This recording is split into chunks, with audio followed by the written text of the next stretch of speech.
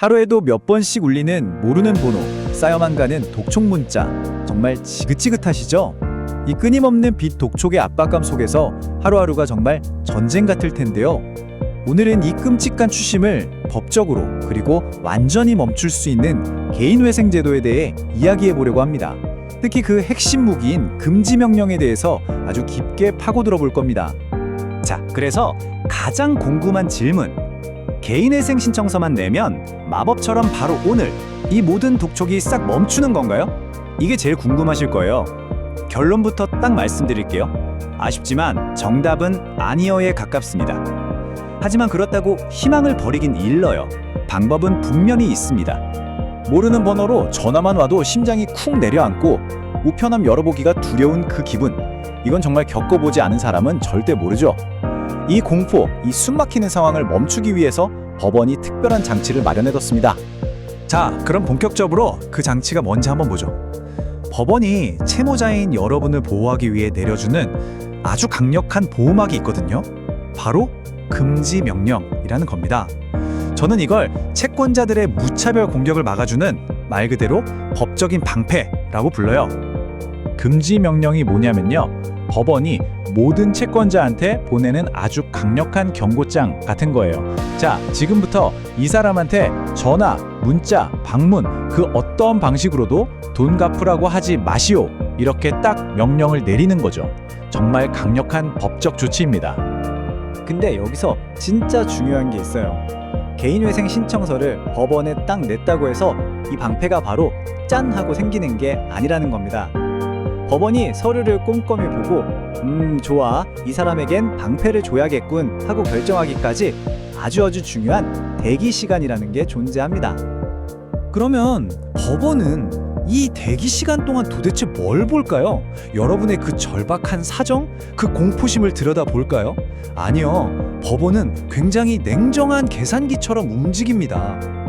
그러니까 채권자가 너무 무서워요, 밤낮으로 전화가 와서 미치겠어요, 이런 감정적인 호소는요, 법원의 결정에 직접적인 영향을 주지 못해요. 이 점을 꼭꼭 기억하셔야 합니다. 좀 차갑게 들리지만 이게 현실이에요.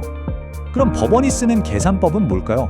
바로 채권자 평등의 원칙이라는 아주 중요한 잣대입니다. 법원의 논리는 아주 간단해요. 저 채권자는 목소리 크고 거칠게 독촉해서 자기 돈만 먼저 받아가네? 그럼 조용히 기다리는 다른 채권자들은 뭐가 돼? 이건 불공평하잖아. 그러니까 일단 모든 추심을 스톱, 멈추고 나중에 우리가 다 공평하게 나눠줄게. 바로 이 논리 때문에 금지 명령, 이 방패가 필요한 겁니다. 그래서 법원은 여러분의 눈물을 보는 게 아니라 이런 숫자들을 현미경으로 들여다봅니다.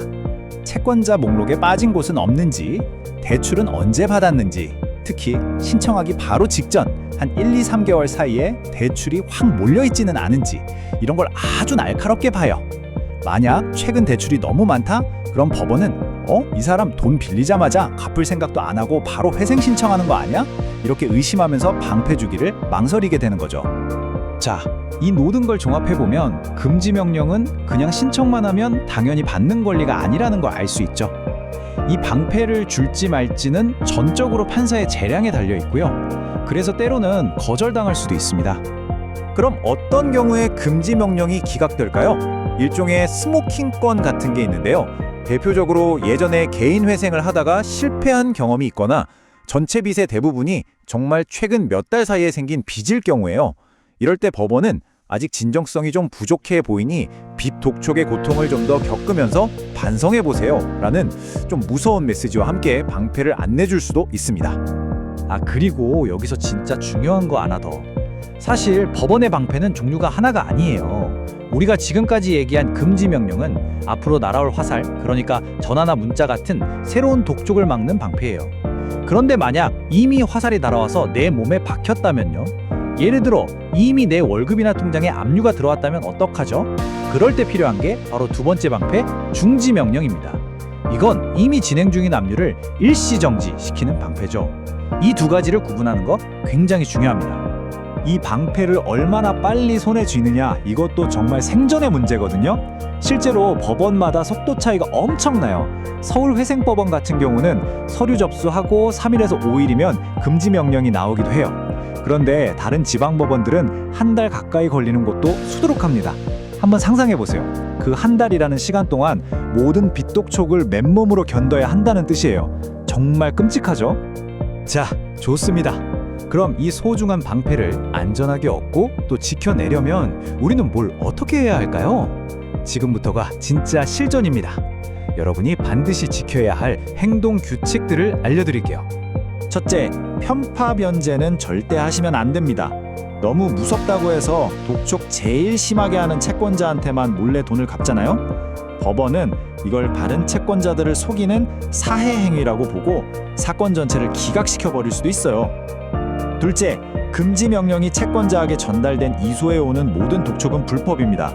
그러니까 모든 전화, 문자 꼭 증거로 모아두세요. 마지막으로 압류될 위험이 있는 주거래 통장 같은 곳은 미리 돈을 빼서 안전하게 보관하는 게 현명합니다. 결국 개인회생 신청은요, 그냥 서류 몇 장 내는 그런 단순한 일이 아니에요.